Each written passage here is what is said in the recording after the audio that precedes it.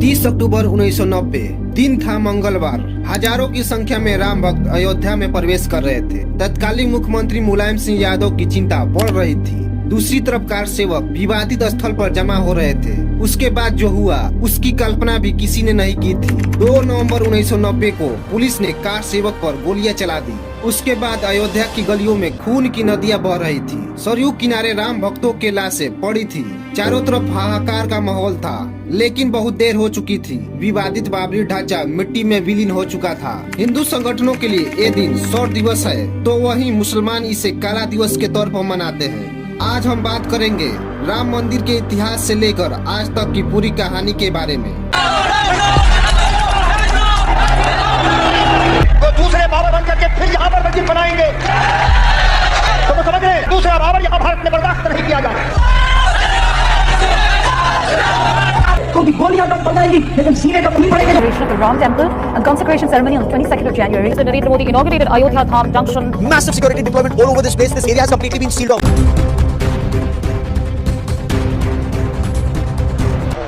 शुरुआत होती है अयोध्या से। अयोध्या के लिए कहा जाता है कि भगवान श्री राम यहाँ पैदा हुए। उनके पिता और उनका यहाँ पर साम्राज्य रहा। भगवान राम के बाद उनके बेटे कुश ने राम का जन्म स्थली अर्थात राम का जहाँ जन्म हुआ था वहाँ उनका एक छोटा सा मंदिर बनवाया। और बताया जाता है कि जो 44 पीढ़ियां राम की थी वह भी यहाँ राज किया। समय के साथ चलते चलते ये जो मंदिर थे इनकी हालत जर्जर हो चुकी थी। और यह भी कहा जाता है कि 5th BC में विक्रमादित्य के द्वारा इसे पुनः निर्माण कराया गया था। अब यहाँ से 1500 साल बीतता है। 13 अप्रैल 1526 में बाबर भारत आता है और मुगल साम्राज्य की शुरुआत करता है। और 2 साल के बाद 1528 में बाबर पहुँचता है अयोध्या। 1528 से 1529 के बीच बताया यह जाता है कि बाबर ने अपने सेनापति मीर बाकरी को यह आदेश दिया कि अयोध्या के राम जन्मभूमि पर एक मस्जिद बनवाया जाए। अब करीबन 150 सालों का समय बीतता है।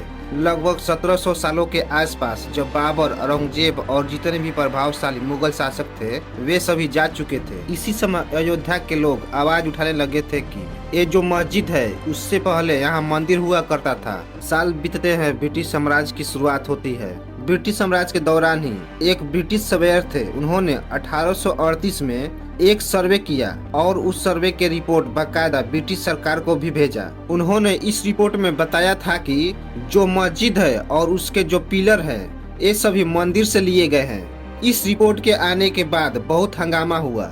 यही वह समय था जब हिंदू संगठन और हिंदू संप्रदाय के लोग काफी एक्टिव हो चुके थे।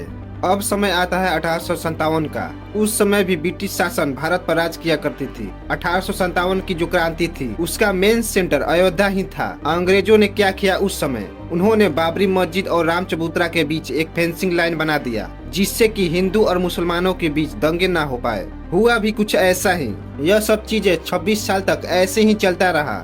26 साल के बाद अब समय आता है 1885 का। 1885 में यह मामला पहली बार अदालत में जाता है और अदालत में कहा जाता है कि ये जो राम का चबूतरा है उसमें एक छोटा सा मंदिर बनाने का इजाजत दी जाए। लेकिन इस फैसले को कोर्ट ने खारिज कर दिया। इसी टाइम आजादी का दौर भी चल रहा था। 1934 आ जाता है और उसी टाइम अयोध्या में सांप्रदायिक दंगे होते हैं। इस दंगे में बाबरी मस्जिद की दीवार पहली बार टूट भी जाती है।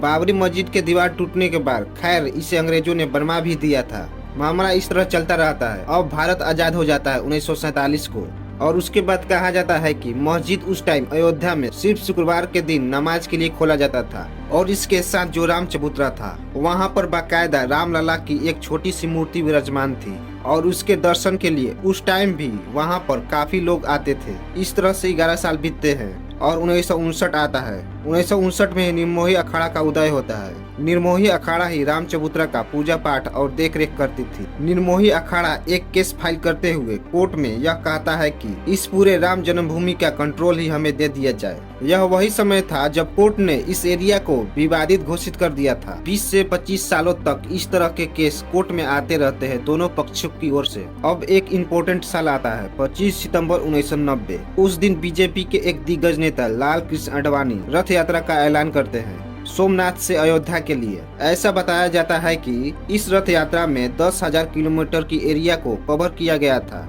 और यह भी कहा जाता है कि यह यात्रा तो सोमनाथ से शुरू हो गई, लेकिन यात्रा जहां से गुजरती वहां दंगे होने लगते। इस बीच यह भी बताया जाता है कि पूरे देश में कर्नाटक, आंध्र प्रदेश, गुजरात, यूपी में काफी दंगे हुए। जब यह यात्रा बिहार में पहुंची तो उस समय बिहार के मुख्यमंत्री लालू प्रसाद थे। उन्होंने रथ यात्रा को रोक दिया और लाल कृष्ण आडवाणी को गिरफ्तार करा दिया। जब यह पूरा मामला दिल्ली और भाजपा के कार्यालय में जाता है तो वहाँ पर हंगामा मच जाता है, क्योंकि यह यात्रा 30 अक्टूबर को ही अयोध्या में संपन्न होने वाली थी। सिर्फ 7 दिन ही समापन में बचे थे। 30 अक्टूबर 1990 को कार सेवक बड़ी संख्या में अयोध्या पहुंचने लगे थे। आडवाणी यहाँ गिरफ्तार हो चुके थे। जिन जिन को यह पता था उनमें गुस्से का माहौल था।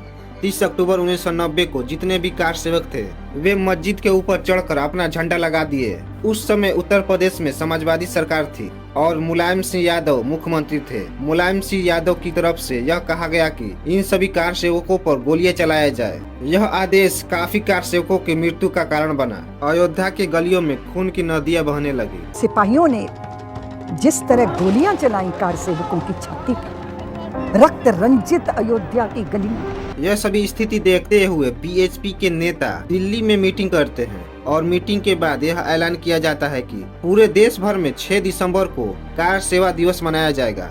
1 दिसंबर से ही कार सेवक अयोध्या में आना शुरू कर चुके थे। 5 दिसंबर की रात को ही लाल कृष्ण आडवाणी, अशोक सिंघल, अटल बिहारी वाजपेयी, उमा भारती अयोध्या पहुंच चुके थे और रात भर उग्र भाषण दिए। कार सेवा करेंगे और मंदिर वहीं बनाएंगे, उसको कौन रोकेगा। अगले दिन 6 दिसंबर 1992 को करीबन 2 लाख भक्त और कार सेवक अयोध्या में पहुंच चुके थे। करीबन 11:30 बजे के आसपास का समय रहा होगा जब ये भीड़ उग्र होने लगी और बाबरी मस्जिद के पहले गुम्बज को गिरा दिया। पहला गुम्बज लगभग 1:55 तक नीचे गिर चुका था।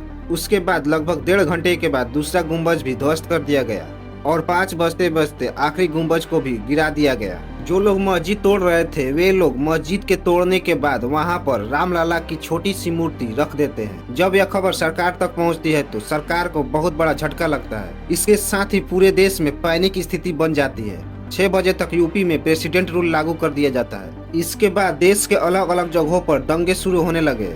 बताया यह जाता है कि इस दंगों में करीबन 2000 लोग मारे जा चुके थे। ये जो आग थी सिर्फ भारत में नहीं पहुंची बल्कि अलग अलग देशों में भी ये दंगे हुए और मंदिर और मस्जिद को भी तोड़ा गया। समय आता है 2003 का। हाई कोर्ट की 3 जजों के बेंचों ने पहली बार मालिकाना हक के लिए सुनवाई करती है। इसका काम इलाहाबाद हाई कोर्ट ने आर्कियोलॉजिस्ट डिपार्टमेंट को सौंप देती है और कोर्ट द्वारा कहा जाता है कि आप पता लगाइए कि इस जगह के एविडेंस किसके खिलाफ मिलते हैं। 6 महीने के खुदाई और रिसर्च के बाद अगस्त 3 को अपना रिसर्च पेश करती है हाई कोर्ट में और इस रिपोर्ट में यह बताया जाता है कि खुदाई के दौरान 10 से 12 सेंचुरी के बीच के हिंदू मंदिरों के अवशेष मिले हैं। इसके बाद भी कोर्ट में मामला चलता रहता है। इसके बाद 2011 में पहली बार इस मामले को सुप्रीम कोर्ट में लाया गया था और इस साल back to back 14 appeal Supreme Court में किया जाता है। यहाँ से सुप्रीम कोर्ट की सुनवाई शुरू होती है, लेकिन ये सुनवाई बहुत धीमी थी। ऐसे करते करते 2017 आ जाता है। इस साल सुनवाई शुरू होती है। सुप्रीम कोर्ट ने इस साल एक मीडिएशन पैनल बनाया था। इसके बाद से ही इस केस की सुनवाई में काफी तेजी आ गई थी। 2019 16 अक्टूबर का दिन जब सुप्रीम कोर्ट ने इस केस में मालिकाना हक को लेकर अपनी पूरी सुनवाई खत्म की और उसी के बाद 9 नवंबर 2019 का वह ऐतिहासिक फैसला था जब 5 जजों के बेंच ने आर्कियोलॉजिस्ट के हवाला देते हुए और यह साबित करते हुए कि पहले से ही वहां मंदिर हुआ करती थी, जबकि दूसरी तरफ मुस्लिम पक्ष ने कोई भी ऐसा एविडेंस पेश नहीं किया जिससे यह कहा जाए कि वहां पर पहले से ही मस्जिद थी। और आर्टिकल 142 अपने विशेषाधिकार का यूज करते हुए सुप्रीम कोर्ट ने ये जो एरिया था रामलला के नाम पर कर दिया। वर्षों के लंबे इंतजार के बाद भगवान राम 22 जनवरी 2024 में नए मंदिर में प्रवेश करेंगे।